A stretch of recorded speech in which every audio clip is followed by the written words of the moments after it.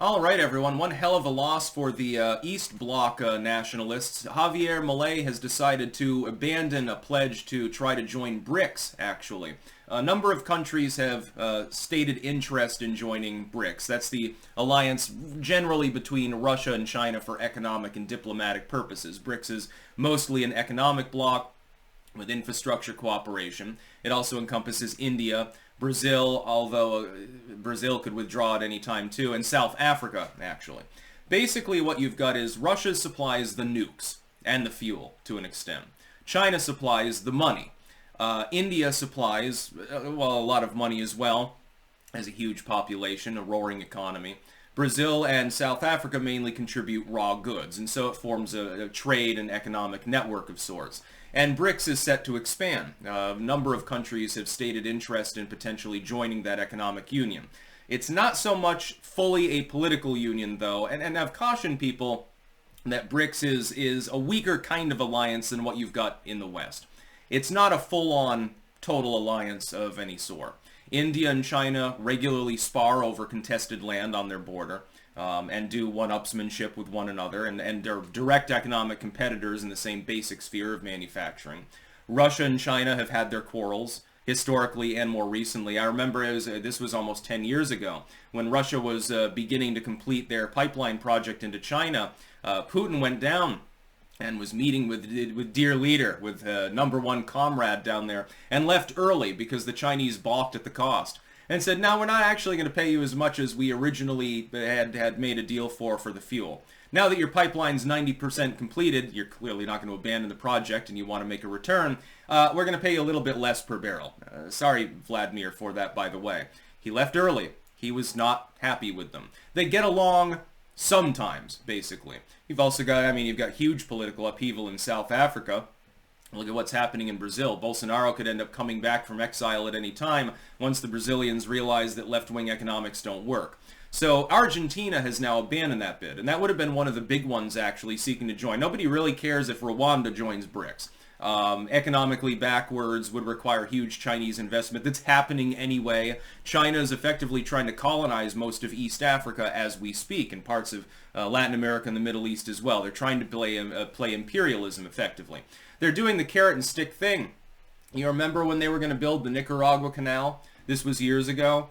And I kept getting East Bloc supremacists saying that I was wrong when I said they're never going to complete their fucking canal. The Panama Canal is already being expanded. There's no need for another canal, and it'll fall through in the end.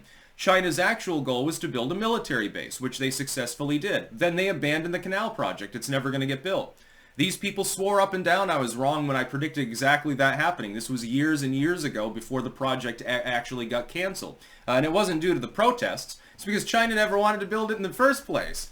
They don't want a canal further up that nobody's going to use when the Panama Canal is already there and being massively expanded. What the fuck would be the point? They wouldn't make a return on it. And China, as far as foreign central investment, has played its cards very, very well.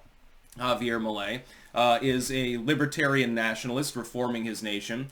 So far has not had to apply drastic shock treatment, which is good for the people of Argentina. He's massively shrunk the government's scope. He's cut a he's threatening to cut off welfare to anyone who blocks roads. It's a protest tradition in Argentina to keep the roads open. He's hammering rioters at the moment. He's knocking them down. It's sort of like playing whack-a-mole, but he's doing it pretty well, so he's driving up the score. He's a nationalist and a reformer and puts his nation first as a leader should, and is doing an exceptional job so far. I'd give him an A as far as what he's done already. He's only been in there for a few short weeks, and look at all he's accomplished. And he's set to accomplish much more. I like the dude. I'd like to have coffee with Javier Milei. I don't know if he speaks English or not. I think he only speaks Spanish, but get a translator in there? That would be fun. I'm thinking about fucking visiting Argentina. Now that you've got competent leadership down there and the economy will probably come back to life. It was a zombie for decades there. Yeah, Argentina is going to be a fun place to be. He's also reasserted the right of the people to defend themselves, which is something you haven't seen in most parts of Latin America in a good long time. Once in a blue moon, you get some reform going on. Argentina's going whole hog on it. I'm wondering how the East Bloc supremacist nationalists will react to this, because they would love Argentina to join BRICS, because supposedly the East Bloc is based and they have moralism and stuff and Deus Vult. No, China's official state policy is atheism, and they export wokeness to the Western world. In fact, a lot of the DEI shit is made in China. Argentina has widely decided to abandon its bid to join BRICS because it realizes that BRICS is not going to work. And it won't work, by the way. Long-term turmoil between its dipole system will shatter it. Technically a tripole now with India. Russia, China, and India are major powers in the world. They're not going to be able to be in the same alliance. It's not like with NATO in the Western Sphere. The United States is utterly dominant over the other sphere members and forms like a central core. You don't have that with BRICS. The military muscle is Russia. China's military in many ways is still backwards. And, you know, again, the East blockers won't recognize this or admit to it, but it's true. It's rising up, but then they have to compete with India. India is going to leapfrog them in terms of sea power at some point in the next 10 years. They're building another aircraft carrier. China, theirs almost sunk when it came out of dry dock, actually, the first time, and they had to repair it for the better part of a year. You remember that? Again, another little bit of a splot on BRICS credibility. Javier Milei has decided to bet with the Western world, which is great. It's always good when the Western world consolidates a little bit more. You got people joining NATO and stuff. Finland's bid and Sweden maybe. We're not 100% sure what will happen with them, but nobody cares. They don't have a land border with Russia, and they don't really have a military, so, you know, their MREs are good, though. Oh, they're top of the line. The U.S. military should copy some of the features in the Swedish rations.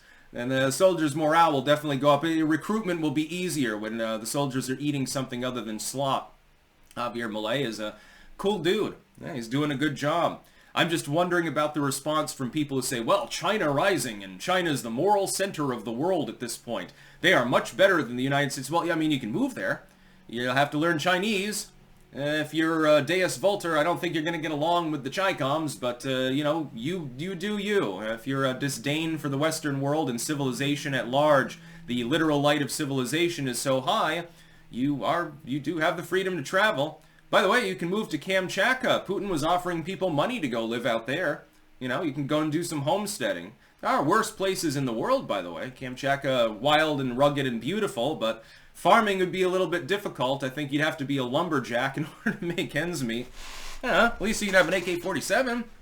It could be worse. You could be living in China or a slum or something like that. You know, I suppose if you're in desperate poverty, you can take him up on the offer. Again, though, you're going to have to learn Russian, which is going to be difficult for the average English speaker. But Javier Milei is really doing a great job. Abandoning BRICS, just the next component of his reform of Argentina. The leftoids there desperately wanted to suck Chinese cock, and they're not going to get to do that now. That's about all. Peace out.